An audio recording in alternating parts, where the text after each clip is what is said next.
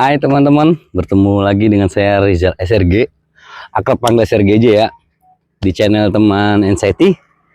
Di sini kita akan ngebahas tentang seputar di mana teman-teman menanyakan tentang, Bang kenapa bisa sesak, Bang kenapa bisa kelingan, gitu ya.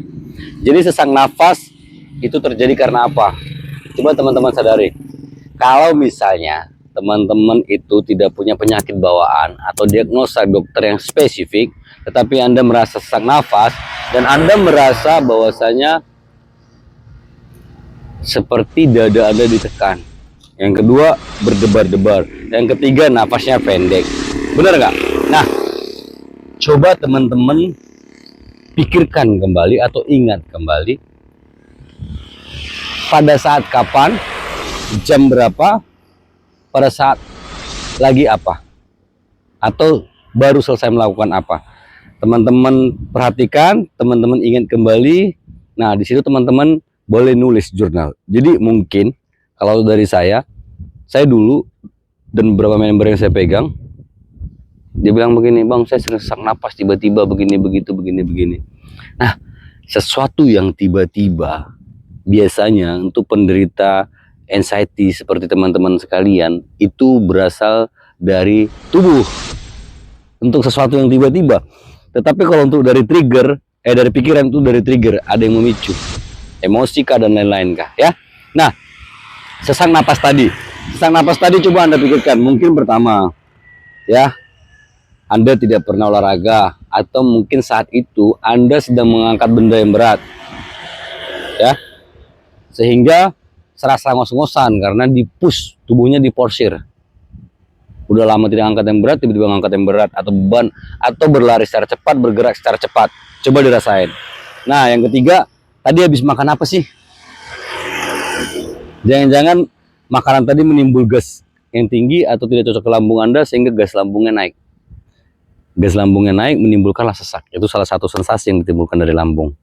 Ya teman-teman ya. Nih, saya lagi di pinggir jalan nih kebetulan. Habis dari jalan dari pantai, pingin makan gitu. Berhenti. Nah, ketika saya melakukan perjalanan jauh seperti ini, saya akan menjaga tubuh saya, ya, karena saya tahu saya seorang pekerja, saya harus menjaga fisik saya agar tetap fit karena saya mempunyai gejala lambung saat itu, ya. Saya akan terkena dispepsia fungsional. Nah, dispepsia fungsional ini ada fungsinya, dia belum organik.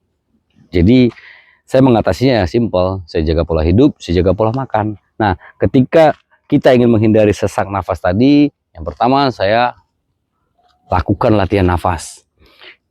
Ini saya pelajarin gitu ya. Yang kedua, saya lakukan jalan pagi atau jalan sore.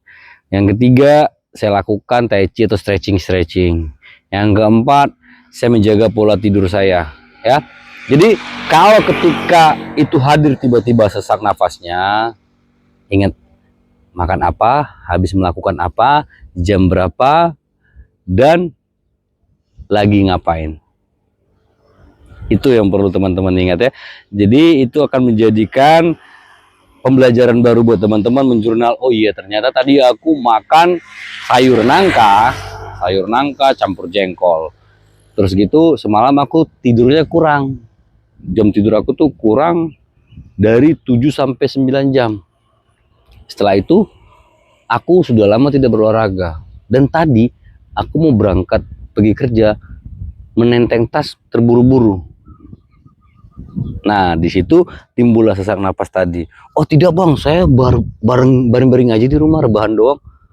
Nah itu juga, ketika Anda rebahan, baring-baring doang, dan ternyata Anda wake up atau bangun secara tiba-tiba jep gitu. Itu kan kegiatan fisik yang secara tiba-tiba. Itu juga bisa menimbulkan. Ya teman-teman sekalian, jadi yakin dan percaya itu tidak kenapa-kenapa. Karena apa? Itu hanya sensasi lambung, karena diagnosa dokter Anda tidak ada yang menyampaikan bahwasanya Anda punya gejala sesak napas ataupun penyakit yang menyebabkan sesak nafas. Terkecuali Anda ada diagnosa, maka itu harus diobati. Ini kita berbicara tentang psikosomatis yang disebabkan oleh lambung. Gas lambungnya tinggi, napasnya sesak, jantungnya berdebar, tegang leher, kelingan. Itu akan berbarengan kalau kita tidak menjaga pola makan dan pola hidup. Datangnya barengan. Kalau sudah datang barengan, aduh, Saya sendiri aja ribet mendengar ceritanya gitu, apalagi teman-teman yang sudah mengalaminya atau teman-teman yang sedang mengalaminya. Jadi jaga pola makan kamu, jaga pola hidup kamu, jaga waktu tidur kamu, ya, latih nafas kamu. Agar apa? Kamu tidak melakukan tergesa-gesa. Oke? Sekian dari saya untuk mengenai kamu yang baru komen, ngebahas dan bertanya mengenai tentang napas yang tiba-tiba sesak. Salam dari saya di channel teman NCT, Rizal SRG. Sampai jumpa kembali. Terima kasih.